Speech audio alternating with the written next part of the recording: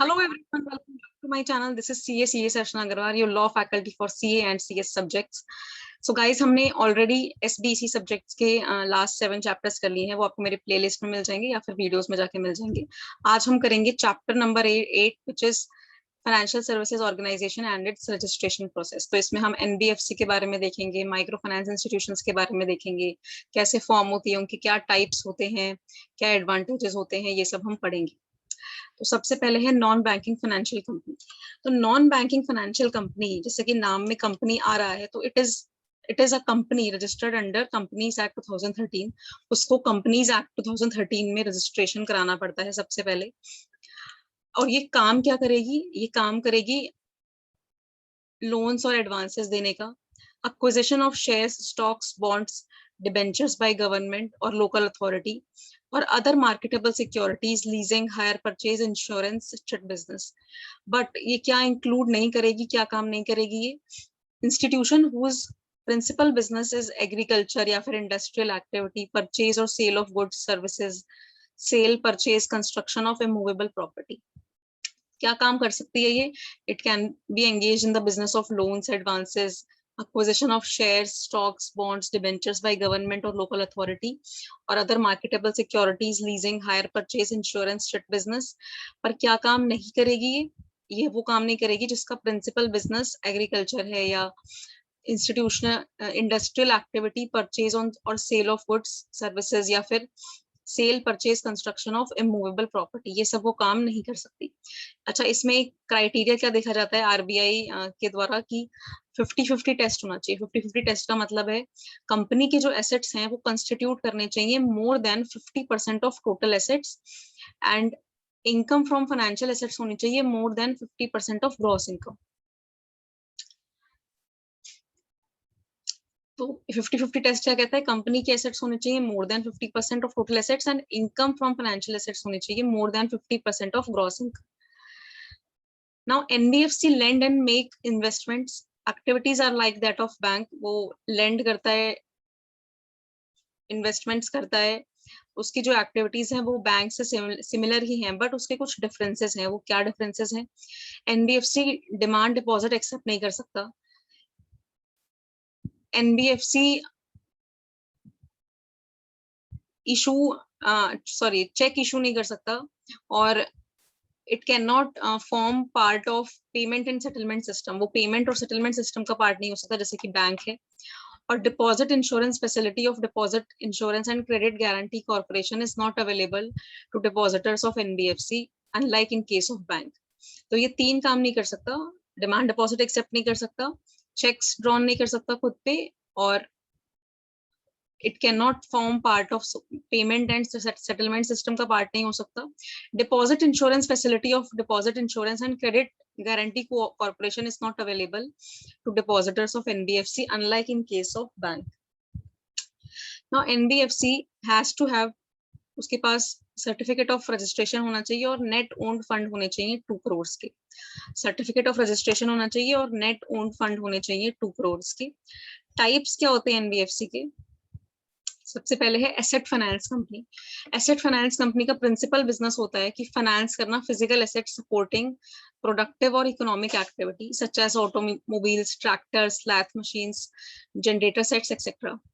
तो उसका जो प्रिंसिपल बिजनेस होता है वो होता है फाइनेंस करना physical asset supporting productive economic activity such as automobiles, tractors, lathe machines, generator sets etcetera.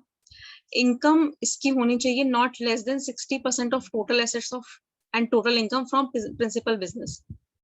जो टोटल इनकम कमा रहा है उसका 60%, मिनिमम 60% जो है वो आना चाहिए टोटल एसेट्स और total income from principal business के, तो ही वो एसेट फाइनेंस कंपनी कहलाएगा. Investment company. इन्वेस्टमेंट कंपनी का प्रिंसिपल बिजनेस होता है acquisition of securities. Loan company का प्रिंसिपल बिजनेस होता है providing of finance whether by making loans और एडवांसेस. प्रोवाइड करना फाइनेंस या तो लोन से करो या एडवांसेस से करो या फिर otherwise for any activity other than its own but not include AFC. कोई भी एक्टिविटी करेगा other than its own but include नहीं करेगा AFC activities. Infrastructure finance company में एटलीस्ट 75% ऑफ टोटल एसेट्स आपके इंफ्रास्ट्रक्चर लोन से होने चाहिए। Minimum net owned fund 300 crore का होना चाहिए। मिनिमम क्रेडिट रेटिंग ए होनी चाहिए और capital to risk asset ratio होना चाहिए 15%। इंफ्रास्ट्रक्चर फाइनेंस कंपनी में आपके एटलीस्ट 75% टोटल एसेट्स होने चाहिए इंफ्रास्ट्रक्चर लोन्स के। मिनिमम नेट ओन्ड फंड होना चाहिए 300 करोड़ का। मिनिमम क्रेडिट रेटिंग होनी चाहिए ए और capital to risk assets ratio होना चाहिए 15%। Systematically important core investment company, तो इसमें आपको फॉलोइंग कंडीशन सेटिस्फाई करनी है। कौन कौन सी?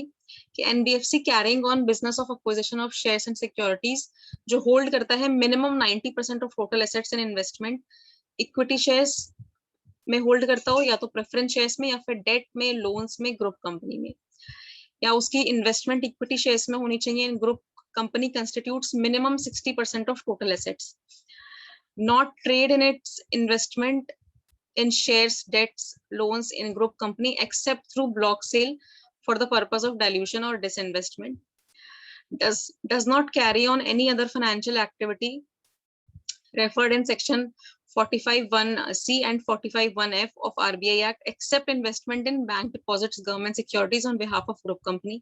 asset size इसका होना चाहिए 100 करोड़ और मोर का, और ये एक्सेप्ट करती है पब्लिक फंड्स। बहुत ही बड़ी डेफिनेशन है इसकी।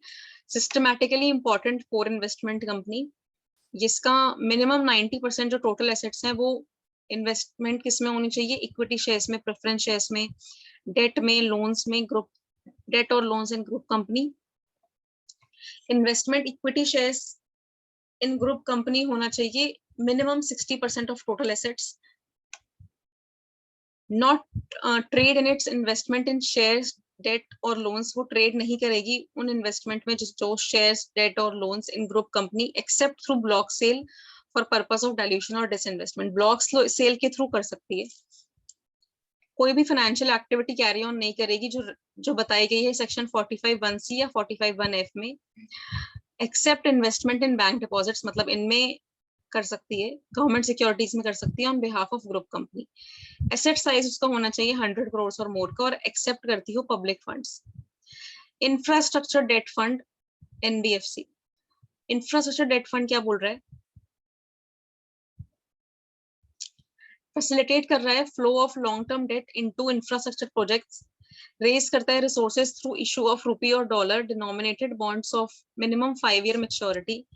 Only infrastructure finance company can sponsor infrastructure debt fund NBFC. So it should facilitate flow of long-term debt into infrastructure projects, raise करता हो resources through issue of rupee or dollar denominated bonds of minimum 5 year maturity. Only infrastructure finance company can sponsor infrastructure debt fund. NBFC institution, micro finance institution क्या बोलते हैं? तो इसका मतलब होता है non deposit taking NBFC that fulfils following conditions. Minimum net owned fund होना चाहिए 5 करोड़ का। मिनिमम 85% नेट एसेट्स होनी चाहिए qualifying assets. Minimum net owned fund होना चाहिए 5 करोड़ का। मिनिमम 85% आपकी नेट एसेट्स होने चाहिए क्वालिफाइंग एसेट्स। नेट एसेट्स का मतलब है total assets other than cash and bank balances and money market transactions, और क्वालिफाइंग एसेट्स का मतलब है loan which satisfies the following criteria। तो वो लोन जो आपने दिया है, rural household annual income not exceeding 1.25 lakhs, या फिर अर्बन और semi urban not exceeding 2 lakhs। Loan आपने दिया है रूरल हाउसहोल्ड में, उनकी एनुअल इनकम 1.25 लाख से ज्यादा नहीं होनी चाहिए। अर्बन और सेमी अर्बन में दिया है, उनकी एनुअल इनकम 2 लाख से ज्यादा नहीं होनी चाहिए। लोन अमाउंट एक्सीड नहीं करना चाहिए 75,000 का फर्स्ट साइकिल में और 1.25 लाख का सेकेंड साइकिल में। टोटल इंडेटनेस जो है बोरोवर की वो 1.25 लाख से ज्यादा नहीं होनी चाहिए। Loan if availed towards education and medical expenses excluded while arriving at total indebtedness of borrower. Tenure of loan जो है वो not less then 24 months for loan amount होना चाहिए, 24 महीने से कम का नहीं होना चाहिए। In excess of 30,000 with prepayment without penalty. Loan to be extended without collateral, बिना कोलेटरल के लोन एक्सटेंड किया जा सकता है। एग्रीगेट जो अमाउंट है वो लोन का, वो कम से कम 50% होना चाहिए टोटल लोन्स का, जो MFI दे रही है, माइक्रो फाइनेंस इंस्टीट्यूशंस दे रही है। लोन रीपेबल आप कर सकते हो, वीकली भी कर सकते हो, फोरनाइटली भी कर सकते हो, मंथली इंस्टॉलमेंट्स में भी कर सकते हो, वो बोरोवर की चॉइस है, उसमें कर सकते हो। तो NBFC माइक्रो फाइनेंस इंस्टीट्यूशन का मतलब होता है non deposit taking NBFC that fulfils following conditions. Minimum net owned fund होना चाहिए 5 करोड़ का। मिनिमम 85% नेट एसेट्स होने चाहिए, क्वालिफाइंग एसेट्स। नेट एसेट्स का मतलब है total assets other than cash and bank balances and money market instruments. और qualifying assets का मतलब होता है loan disburse to rural household 1.25 lakh से ज्यादा नहीं होना चाहिए। अर्बन एंड सेमी अर्बन का के लिए 2 लाख से ज्यादा नहीं होना चाहिए। लोन एक्सीड नहीं करना चाहिए 75,000 से फर्स्ट साइकिल में और 1.25 लाख से सब्सिक्वेंट साइकिल्स में। टोटल इंडेटनेस जो है बोरोवर की, वो एक्सीड नहीं करनी चाहिए 1.25 लाख से। और लोन अगर लिया है आपने एजुकेशन और मेडिकल एक्सपेंसेस के लिए, तो वो एक्सक्लूड किया जाएगा।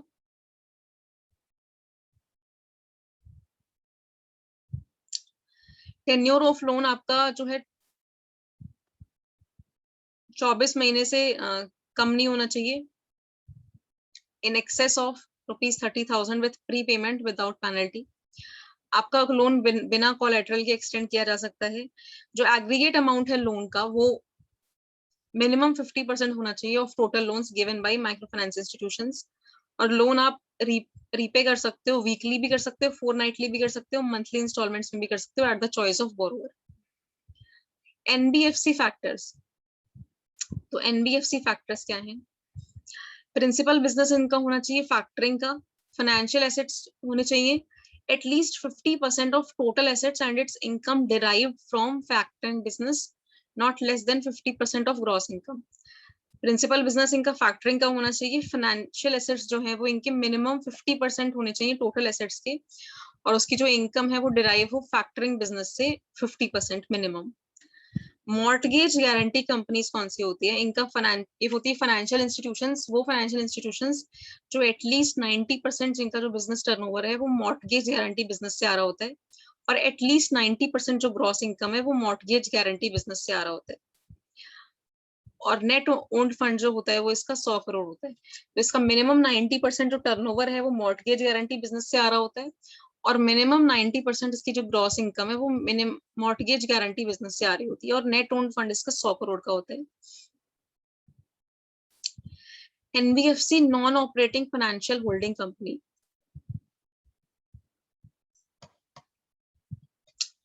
Promoter groups permitted to set up new bank. जो प्रमोटर हैं या प्रमोटर ग्रुप्स हैं उनको अलाउ किया जाता है कि वो न्यू बैंक सेटअप कर सकते हैं। Wholly owned non operative financial holding company holds bank as well as all other financial services company regulated by RBI. Systematically important non-deposit taking NBFC. तो इसका मतलब होता है NBFC not accepting holding public deposits and having total assets of 500 crore and above shown in last audited balance sheet. Systematically important non-deposit taking NBFC का मतलब होता है NBFC not accepting holding public deposits and having total assets of 500 crore and above shown in last balance sheet.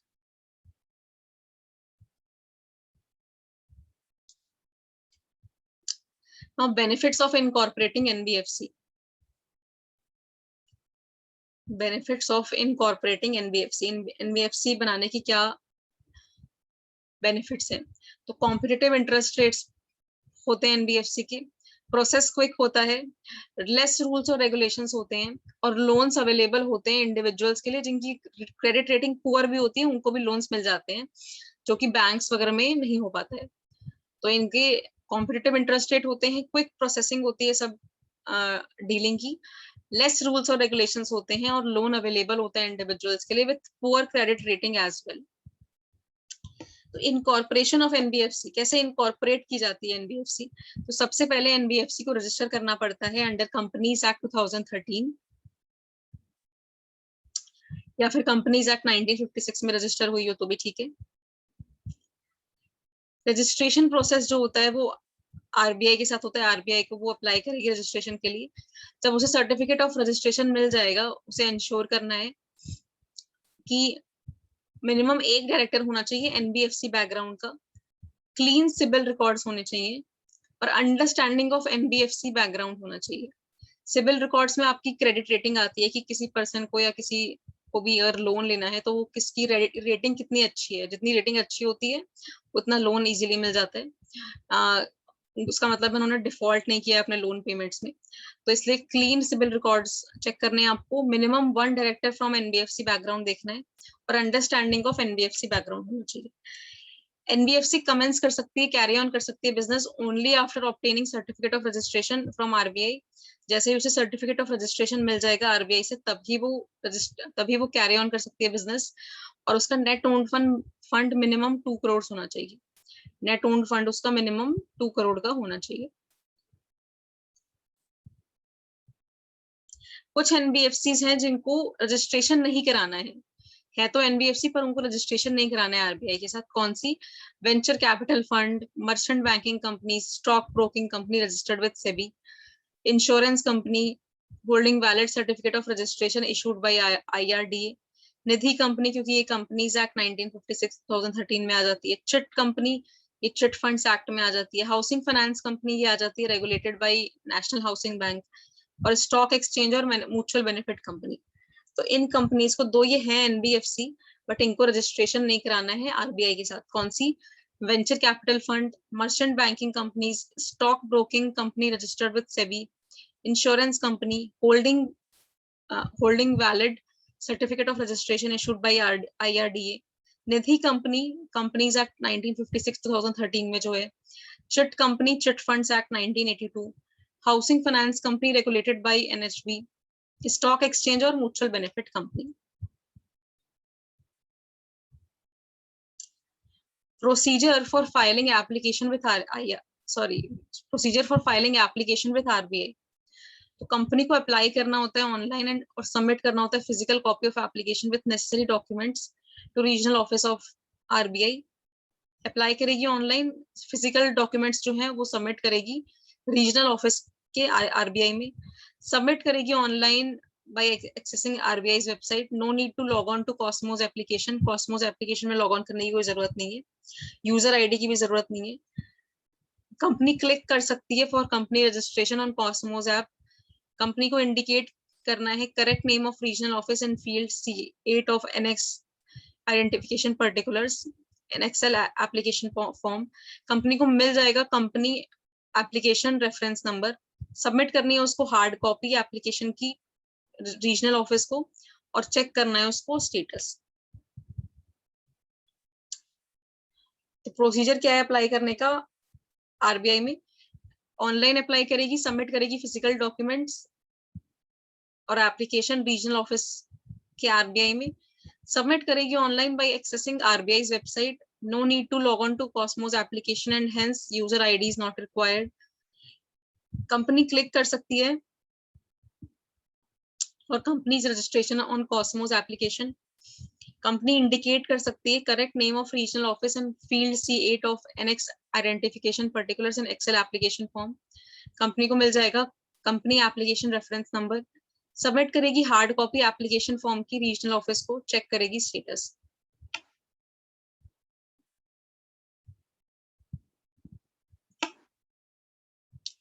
Documents required for registration as type 1 NBFC ND. तो certified copies certificate of incorporation की चाहिए, certificate of commencement of business चाहिए in case of public limited company, certified copies main object की होनी चाहिए memorandum of association के, board resolution pass करना है आपको, एफडीआर रिसीट्स पास फाइल करनी है, banker certificate of no lien file करना है, ऑडिटेड बैलेंस शीट और P&L होने चाहिए लास्ट 3 साल के, और बैंकर्स रिपोर्ट होनी चाहिए।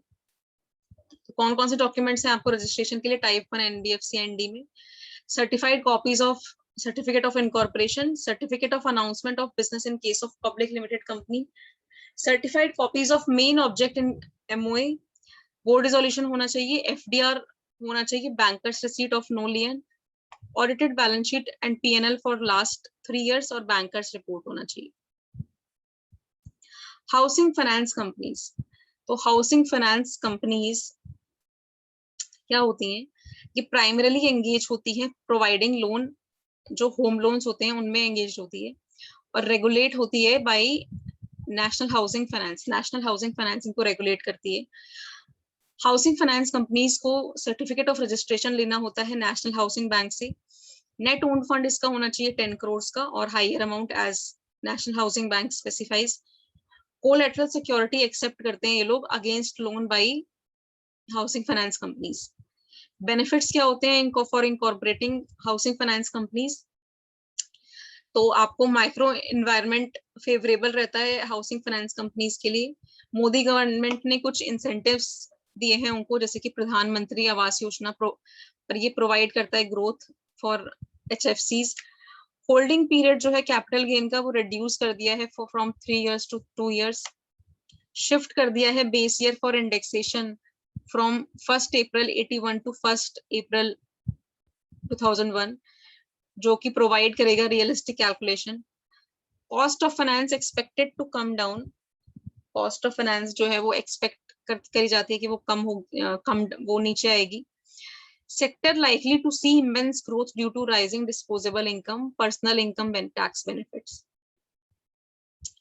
तो macro environment favourable for HFC, it is favourable for HFC। Modi government के जो है इंसेंटिव्स हैं कुछ, वो कौन से हैं? प्रधानमंत्री Awas Yojana, it provides growth. Holding period जो है वो आपका कैपिटल गेन के लिए रिड्यूस किया गया है from 3 years to 2 years। Shift base year किया गया है for indexation from 1st April 81 से लेके 1st April 2001 तक शिफ्ट कर दिया गया है। ये आपको रियलिस्टिक कैलकुलेशन करके देगा। Cost of finance company, cost of finance expected to come down. Sector जो है it is likely to see immense growth due to rising disposable income, personal income tax benefits. Housing finance company की registration process क्या होती है? तो national housing bank after being satisfied on fulfilment of following conditions may grant certificate of registration. National housing bank देखेगा ये following conditions आपने satisfy करी है तो ये आपको ग्रांट कर देगा सर्टिफिकेट ऑफ रजिस्ट्रेशन। कौन कौन सी कंडीशंस है?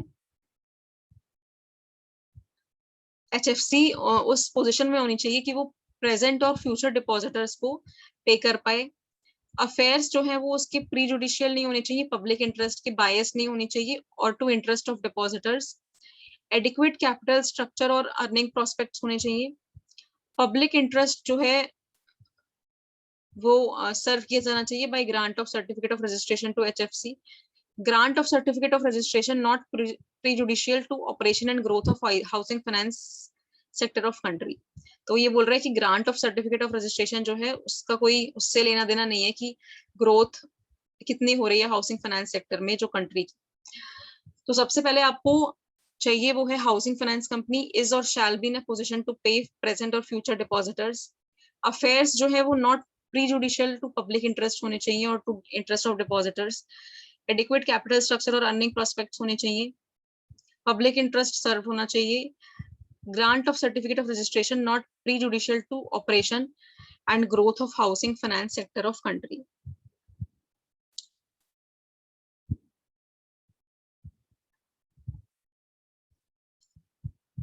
नेट ओन्ड फंड का मतलब क्या होता है? नेट ओन्ड फंड का मतलब होता है aggregate of paid up capital and free reserves disclosed in balance sheet and deduct accumulated balance of loss, deferred revenue, expenditure, other intangible assets. Net owned fund का मतलब होता है aggregate of paid up capital and free reserves disclosed in balance sheet and deduct accumulated balance of loss, deferred revenue, expenditure, other intangible assets. Further reduced by, उसके बाद आपको reduce करना है दोबारा। Investment of such institution in shares of its subsidiaries company in same group all housing finance institutions. Book value of debentures जो है वो debentures, bonds, outstanding loans and advances made to and deposits with subsidiaries of each company in same group to extent such amount exceeds 10% in A above. A above मतलब ये point जो aggregate of paid up capital and free reserves disclosed in balance sheet and deduct accumulated balance of loss, deferred revenue expenditure, other intangible assets. Asset reconstruction company. Asset reconstruction company क्या होती है? Asset reconstruction company is a company registered under section 3 of securitization and reconstruction of financial assets and enforcement of security interest, SARFAESI, regulated by RBI as NBFC. Asset reconstruction company जो है वो set up to provide focused approach to non-performing loans resolution issue by isolating non-performing loans from financial system, freeing financial system to focus on their core activities, facilitating development of market for distressed assets. ARC perform करता है following functions: acquisition of financial assets, change or takeover of management, sale or lease of business of borrowers, rescheduling of debt, enforcement of security interest, settlement of dues payable by borrower. ARC perform करता है ये functions: acquisition of financial assets, change or takeover of management, sale or lease of business or borrowers, rescheduling of debt, enforcement of security interest, settlement of dues payable by borrower. Benefits of incorporating an asset reconstruction company. Benefits क्या हैं to incorporate an asset reconstruction company? तो ये relieve कर देता है bank को of burden of non performing assets, allow करता है कि फोकस कर पाए बेटर अपनी कोर जो बिजनेस है उसको मैनेज करने में, including new business opportunities for ARC. Maximise करता है recovery value while minimising cost, help करता है building industry expertise in loan resolution and restructuring management, besides serving as catalyst for important legal reforms in bankruptcy procedures and loan collection. Important role होता है इसका in developing capital markets through secondary asset instruments. Relieve करता है bank को from burden of NPAs, allow करता है कि वो focus कर पाए better अपने core business को manage करने में, including new business opportunities for ARC. Maximize करता है recovery value while minimizing cost. Help करता है building industry expertise in loan resolution and restructuring management, besides serving as catalyst for important legal reforms in bankruptcy procedures and loan collection. Important role होता है इसका in developing capital markets through secondary assets instruments. इसका registration process क्या होता है? Incorporate करता है ये अंडर कंपनीज एक्ट 2013 में, प्राइवेट और पब्लिक दोनों की तरह इनकॉर्पोरेट कर सकता है. उसको रजिस्टर करना है RBI के साथ और RBI ग्रांट कर देगा certificate of registration. Micro finance institutions क्या होते हैं? माइक्रो फाइनेंस इंस्टीट्यूशंस ऑफर करते हैं financial services to low income populations. जिनकी इनकम बहुत कम होती है उन लोगों को ये फाइनेंशियल सर्विसेज प्रोवाइड करते हैं और ये बहुत ही लार्जर स्केल में प्रोवाइड करते हैं. ये NBFC का स्टेटस लेते हैं फ्रॉम RBI ताकि वो फंड कर सके इंक्लूडिंग बैंक फाइनेंस. NABARD जो है it is defined as MFI as provision of thrift credit and other financial services and products of very small amounts to poor in rural, semi-rural, urban areas provided to customers to meet their financial needs with condition that transaction value is small or customers are poor. ये होना चाहिए, ये conditions होनी चाहिए कि transaction value कम होनी चाहिए और कस्टमर्स पुअर होने चाहिए. कैरेक्टरिस्टिक्स क्या होते हैं माइक्रो फाइनेंस इंस्टीट्यूशंस की? साइज जो है लोन का वो बहुत ही छोटा होना चाहिए, रीपेमेंट पीरियड शॉर्ट होना चाहिए, मोबिलाइज कर सकते हैं रिसोर्सेज MFI फ्रॉम इंटरनल और एक्सटर्नल सोर्सेज, कोलेटरल नहीं होना चाहिए लोन के लिए, कोलेटरल की जरूरत नहीं है. Purpose of and use of loan is flexible. Loans given are mostly group loans trickling down to individuals. Transaction cost low होना चाहिए due to group lending.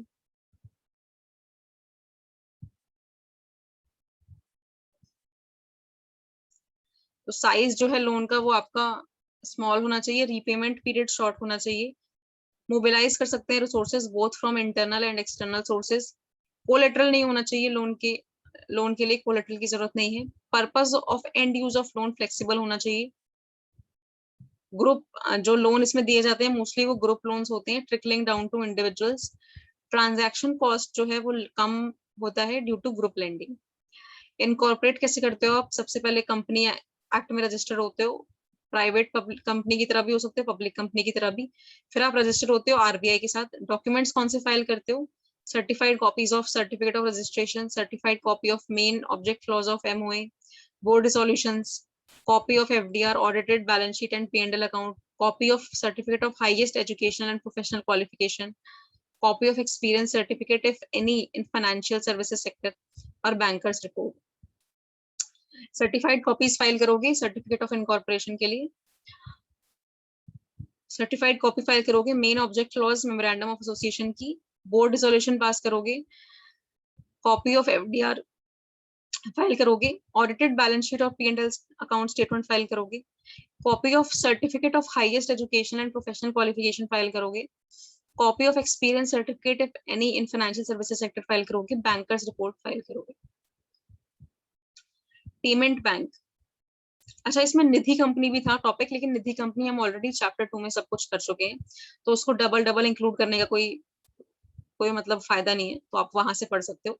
Nidhi company का जैसे पूरा क्या होती है निधि कंपनी, उसके बेनिफिट्स क्या होते हैं, उसको क्या एग्जेम्पशन है, कि हम चैप्टर 2 में हमने कर लिए, आप वहां से देख सकते हो। ठीक है, आपके मॉड्यूल में यही है कि कुछ कुछ टॉपिक्स डबल डबल दे देते हैं, तो उससे क्या होता है, ऐसा लगता है कि बहुत ज्यादा सिलेबस है, बट ऐसा नहीं है। अगर हर टॉपिक को एक बार ही दिया जाए तो कवर हो जाता है, बट कुछ कुछ टॉपिक्स उनको भी समझ नहीं आता जब वो बुक बनाते हैं, तो थोड़ा सा वो रेपिटेशन हो जाता है। रेपिटेशन हो जाता है तो बच्चे अगर एक ही चीज को अगर एक चैप्टर में पढ़ रहे हैं, उसी चीज को अगर दोबारा दूसरे चैप्टर में पढ़ रहे हैं ना, उनको ये लगेगा सिलेबस बहुत ज्यादा है, बट अगर हम फिल्टर आउट करके निकालें तो सिलेबस बहुत ही मतलब कम नहीं बोलूंगी, लेकिन हाँ ठीक ठाक रह जाता है सिलेबस, जो आप आराम से कर सकते हो। बट क्योंकि कहीं पे रेपिटेशन हो जाता है, कहीं पे वो कुछ फिल्ट्रेशन अच्छे से नहीं हो पाता, तो इसलिए वो ज्यादा लगता है। इसलिए निधि कंपनी आप चैप्टर 2 से कर सकते हो, या फिर आपने अगर खुद के नोट्स बनाए तो आप वहां से कर सकते हो। अब आता है पेमेंट्स बैंक। पेमेंट्स बैंक में ये बोल रहा है, it is a new model of banks conceptualised by RBI. New model है बैंक्स के लिए का। ये एक्सेप्ट करता है restricted deposits limited to 1 lakh per customer. 1 lakh per customer तक के ही डिपॉजिट एक्सेप्ट करता है, इसको आगे बढ़ाया भी जा सकता है। इंटरेस्ट जो है वो उतना ही मिलता है डिपॉजिट्स पे, इन डिपॉजिट्स पे जो सेविंग्स बैंक अकाउंट में मिलता है। पेमेंट बैंक इशू कर सकते हैं ATM cards, debit cards, net banking, third party transfers और मोबाइल बैंकिंग। ये लेकिन ना लोन्स ग्रांट नहीं कर सकते और क्रेडिट कार्ड्स इशू नहीं कर सकते। क्या बोल रहा है कि न्यू मॉडल ऑफ बैंक्स होता है, बैंक्स कंसेप्चुलाइज्ड बाय आरबीआई। ये एक्सेप्ट कर सकता है restricted deposit limited to 1 lakh per customer, और इसको आगे बढ़ाया भी जा सकता है। इंटरेस्ट जो है इन डिपॉजिट्स में ये सेविंग्स बैंक अकाउंट जितना ही होता है। Payment bank can issue ATM cards, debit cards, net banking, third party transfers and mobile banking. It cannot grant loans or issue credit cards. RBI seeks to increase penetration level of financial services to remote areas of country. Open करना bank account easy है by providing Aadhaar with KYC verification. Open करना bank account easy है by providing Aadhaar with KYC verification. Regulations इसके क्या क्या है? Minimum capital requirement 100 crore होना चाहिए। पहले 5 साल के लिए स्टेक ऑफ प्रमोटर होना चाहिए एटलीस्ट 40%। पहले 5 साल के लिए स्टेक ऑफ प्रमोटर होना चाहिए एटलीस्ट 40%। फॉरेन शेयर होल्डिंग होनी चाहिए इन बैंक्स की as per FDI rules in private banks in India. Voting rights जो है it should be regulated by banking regulation act. Voting rights capped at 10% can be raised to 26% by RBI, और acquisition of more than 5% will require RBI approval. Majority of banks के जो board of directors हैं उनमें आना चाहिए independent director appointed according to RBI guidelines. Banks should be fully networked from beginning. Initial जो deposits होंगे will be capped at 1 lakh per customer, ये raise किए जा सकते हैं by RBI based performance of bank. Bank cannot undertake lending activities. ये bank lending activities नहीं कर सकती।